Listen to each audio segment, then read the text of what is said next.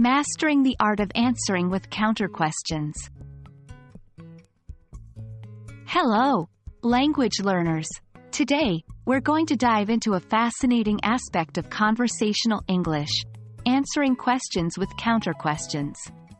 This approach not only keeps the conversation going but also allows you to buy some time if you need it to form your response.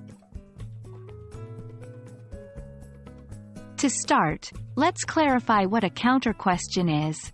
Imagine someone asks you, "Do you like Italian food?" Instead of giving a direct answer, you might say, "Why? Do you know a good Italian restaurant?" That's a counter question. You're responding to a question with another question. Remember, the aim here is not to dodge the original question, but to engage more deeply with the conversation partner and potentially steer the conversation in a new direction. When we talk about counter questions, there are a few different types to consider. Clarification questions. The first type is clarification questions. These are used when you don't fully understand the original question or when you need more information to provide a satisfactory answer. For example, if someone asks, "What did you think of the book?"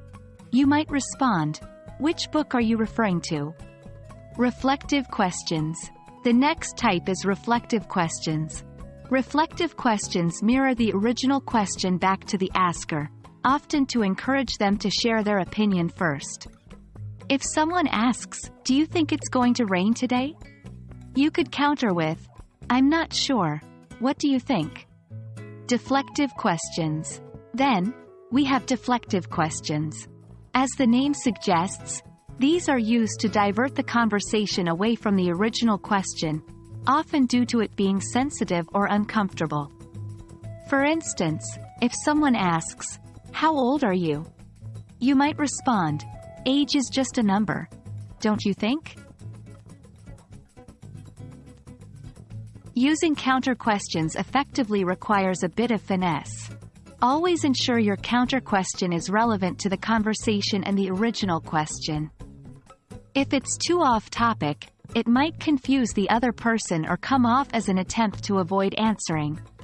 While counter questions can be helpful in certain situations, it's important not to overuse them. If you're always responding to questions with more questions, it could seem like you're evading or not contributing to the conversation.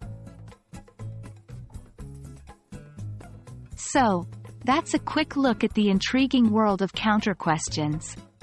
They can serve as valuable tools in your conversational English toolbox.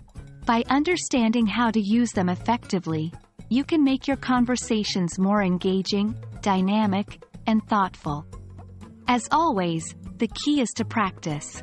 The more you use them, the more naturally they'll come to you. Happy learning, and until next time, keep practicing and exploring the richness of English conversation.